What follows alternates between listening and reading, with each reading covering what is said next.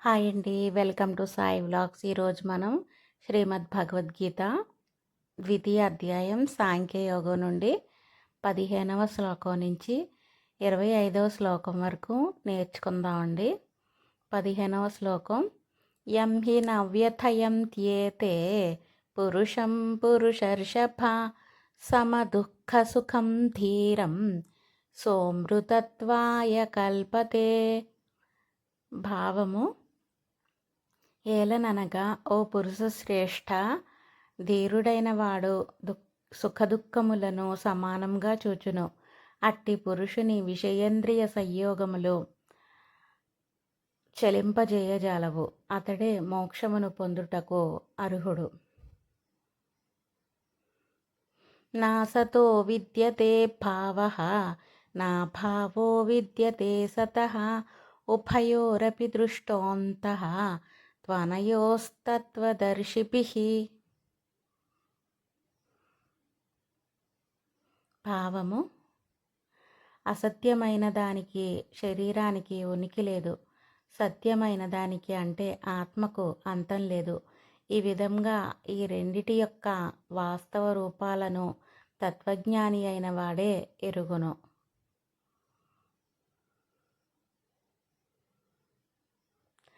అవినాశితు తద్విద్ధి ఏన సర్వమిదం తతం వినాశమవ్యయస్యాస్య న కశ్చిత్ కర్తుమర్హతి. భావము: నాశరహితమైన ఈ సత్యము అంటే పరమాత్మ తత్వము జగత్తు అంతా వ్యాపించి ఉంది. తెలుసుకో, శాశ్వతమైన దానిని ఎవరూ నశింపచేయలేరు. అంతవంత ఇమే దేహాః నిత్యస్యోక్తాః శరీరిణః అనాశినో ప్రమేయస్య తస్మాద్యుధ్యస్వ భారత. భావము: నిత్యమైనది, నాశనం లేనిది, అప్రమేయమైనది, కొలవ సఖ్యం కానిది మరియు నాశరహితమైన ఆత్మకు ఈ భౌతిక శరీరాలు అంతము అంటే మరణము గలవి అని చెప్పబడినది. కావున ఓ భరత వంశీయుడా అర్జున, యుద్ధము చేయుము. య ఏనం వేత్తి హంతారం యశ్చైనం మన్యతే హతం ఉభౌ తౌ న విజానీతః నాయం హంతి న హన్యతే. భావము: ఆత్మ ఇతరులను చంపునని భావించువాడును, ఆత్మ ఇతరులచే చంపబడునని భావించువాడును ఆ ఇద్దరూ అజ్ఞానులే. ఎలాగంటే వాస్తవానికి ఆత్మ ఎవరిని చంపదు, ఎవరి చేత చంపబడదు. నజాయతే మ్రియతే వా కదాచిత్ నాయం భూత్వా భవితా వా న భూయః అజో నిత్యః శాశ్వతోయం పురాణః న హన్యతే హన్యమానే శరీరే.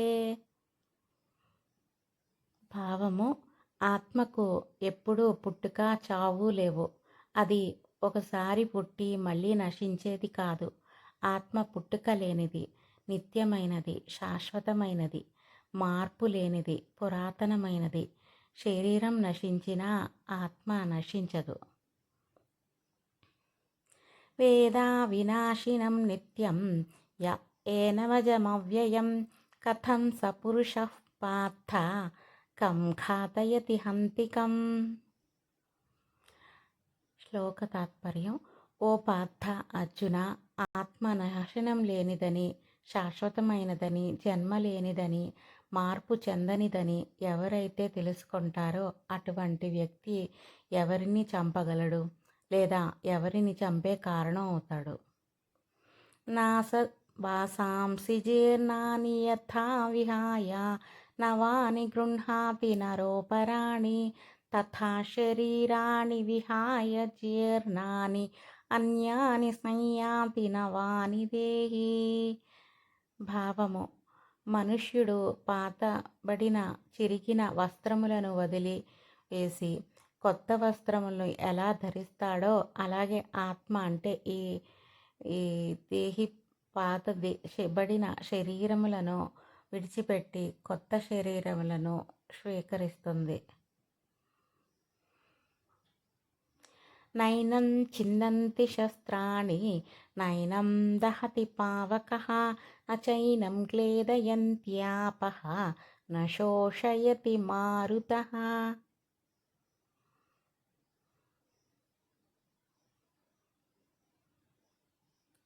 భావము: ఆత్మ అమరమైనది మరియు భౌతికమైన దేనికైనా దానిని నశింపజేయడం సాధ్యం కాదు. ఈ శ్లోకం ఆత్మకు భౌతిక పదార్థాలు అంటే భూమి, నీరు, అగ్ని, వాయువుతో ఎలాంటి సంబంధం లేదని, అది నిత్య సత్యమని తెలియజేస్తుంది.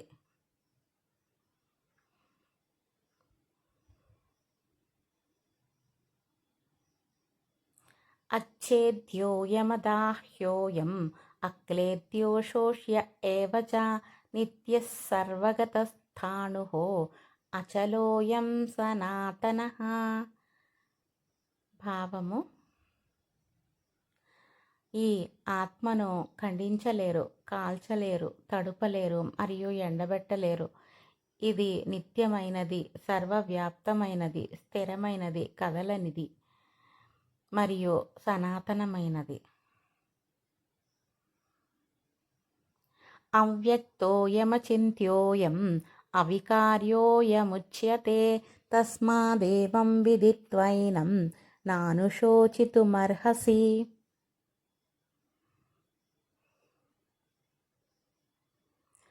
ఈ ఆత్మ అవ్యక్తమైనది, కంటికి కనిపించినది,